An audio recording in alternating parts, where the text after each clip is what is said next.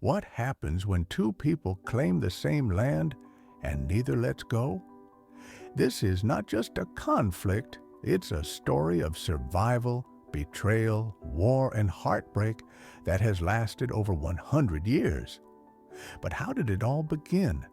100 years ago, Palestine was a land under Ottoman rule, quiet, diverse, and deeply spiritual.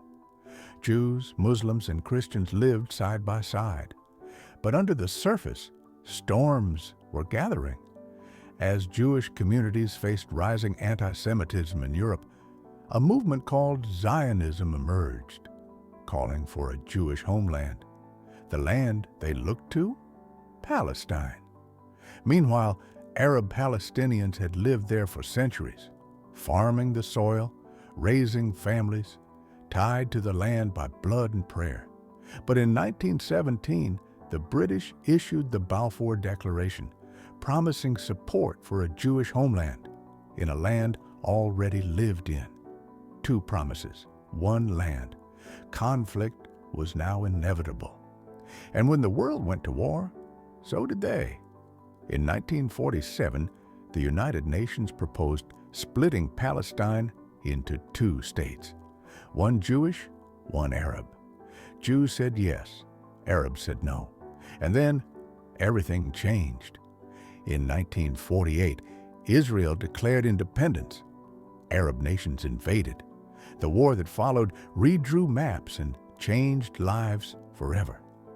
Over 700,000 Palestinians were forced to flee or were expelled, a tragedy they called the Nakba, or catastrophe. Villages vanished, families were torn apart, and a new country, Israel, stood where once there were olive groves and ancient homes. But that was only the beginning. In 1967, after a swift and shocking war, Israel seized even more territory: the West Bank, Gaza, and East Jerusalem.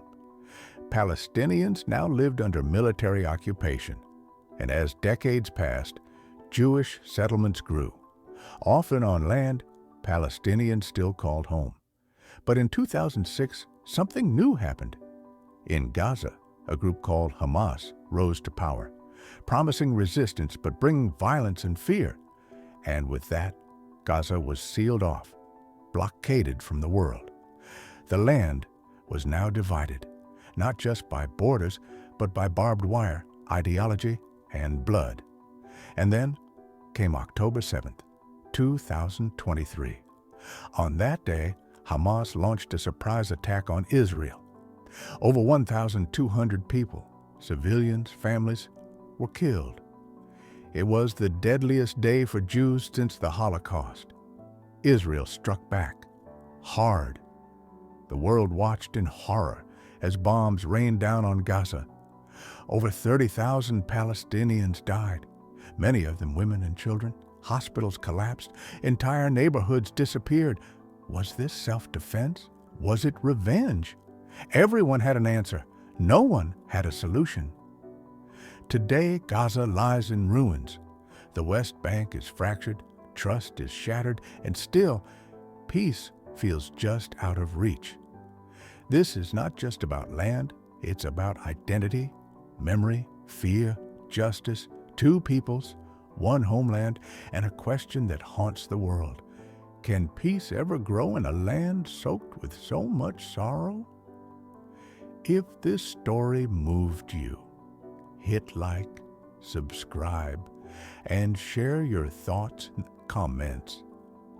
Because only by understanding the past can we shape the future.